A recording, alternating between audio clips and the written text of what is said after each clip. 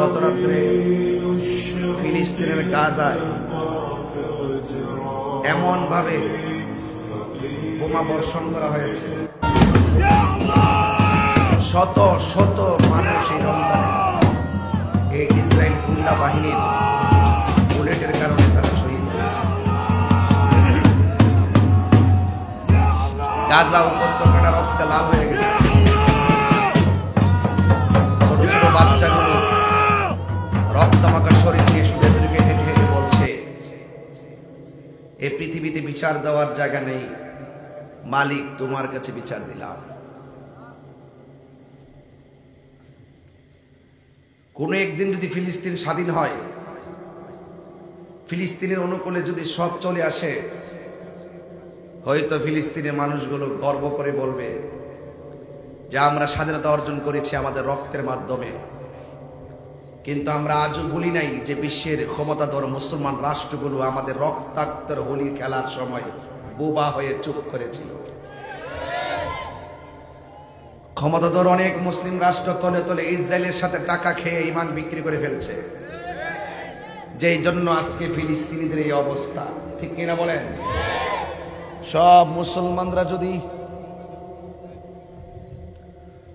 মুসলমানরা যদি এক থাকতো, তাহলে আজকে এই রমজান মাসে সে আবহমান কাল থেকে এই পর্যন্ত ফিলিস্তিনিরা এইভাবে রক্ত দিতে হতো না। আরে বাংলাদেশে দেখেন না মুনাফিক কেমন বড়, কত বড় মুনাফিক। ইসরায়েলে কোনো একটা বোমা হামলা হইলে রাস্তাঘাট দেখছি যে সাদা টুপি বইরে গেছে গা।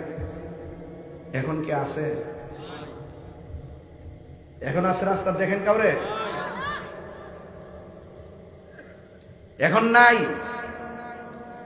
8 বছরের বাচ্চা দর্শিত হয়, প্রতিবাদের রাজপথে তাদেরকে দেখা যায় নাই।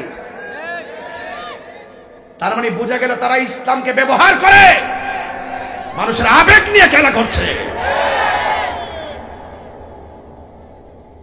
ওরা সত্যিকার অর্থে এই সমস্ত প্রেতাত্মাদের কারণে আজকে ইসরায়েল এইভাবে মুসলমানদেরকে মারার সাহস পেয়েছে।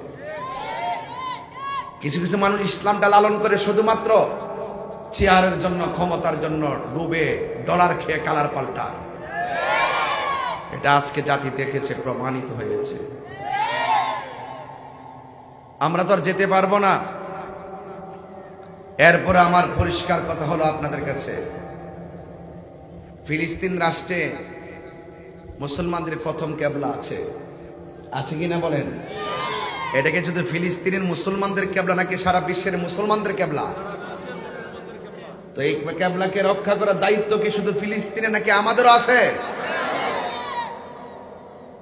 গতবার দেখছেন যে ফিলিস্তিনের আক্রমণ করার কারণে মোল্লা মৌলবীরা রাস্তায় নামে বলছে বয়কট বয়কট, ইসরায়েলি পণ্য বয়কট। এবার চেয়ার ফাইলেছে, তলে তলে মাল খাইতেছ।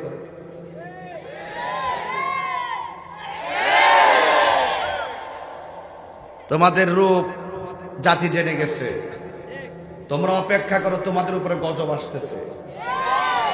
যেদিন দেখেছি আল্লাহর ওলির মাজারের মধ্যে আক্রমণ করেছে, সেদিনই বলেছি খোদাই গজব আসতেছে। কথা বলেন ঠিক না বেটি? আমরা আগে যেমন বলছি এখন আর বেশি বলি। আমরা কখনো টাকার কাছে ঈমান বিক্রি করি না। আমরা চেয়ারের জন্য রাজনীতি করি না। আমরা হককে প্রতিষ্ঠা করার জন্য ধর্মকে ধর্মের মতো ব্যবহার করি। আর কেউ ধর্মকে হাতিয়ার বানাইয়া মানুষের আবেগকে পুঁজি করে ক্ষমতা দখল করার নীল নকশা এঁকেছে। আল্লাহর ওলির বিরুদ্ধে গেলে এই নকশা আঁকা ডিলেট হয়ে যাবে। আল্লাহর ওলির বিরুদ্ধে গেলে এই মতলববাজি ধ্বংস হয়ে যাবে। আমি এখনো বলি, তখনও বলি, আগামীতেও বলবো, যদি সত্যিকার অর্থে ইসলামকে ভালোবাসেন, হাতে হাত রাখেন, বুকে বুক রাখেন, চোখে চোখ রাখেন, আমরা সকলে মিলে কখনো থাকবো খানকায়, কখনো থাকবো রাজপথে। 20 কোটি মানুষ যদি তালিকা করা হয়, বাংলাদেশ থেকে 100 জন লোক যেতে হবে যুদ্ধের জন্য ইসরায়েলের গুন্ডা বাহিনীর বিরুদ্ধে, অথবা এই বাংলাদেশ নিয়ে যারা চক্রান্ত করে তাদের বিরুদ্ধে, অথবা ধর্ম নিয়ে যারা অধর্মের চর্চা করে তাদের বিরুদ্ধে যুদ্ধ করতে হবে। 1 নম্বর তালিকা তাহির হুজুরের নামটা লিখে রাখেন। আপনারা কি রাজি আছেন? কারা কারা রাজি আছেন? 2 হাত তুলে দেখাবেন ইনশাআল্লাহ।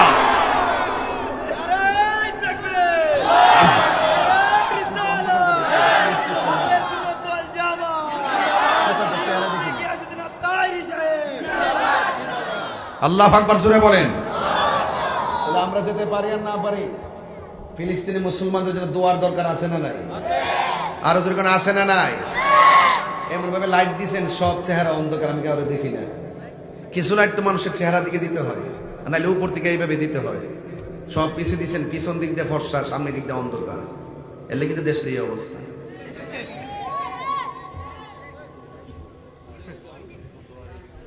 চেহারা না থাকলে ওয়াজ করুন যা।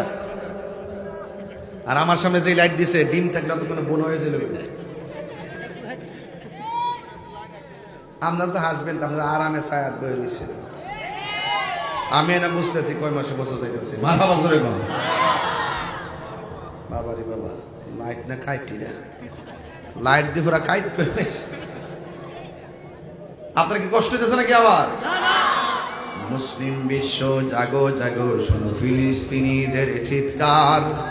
এই মুহূর্তে যদি এটা দিয়ে ওয়াজ শুরু না করি, হক আদায় হবে না।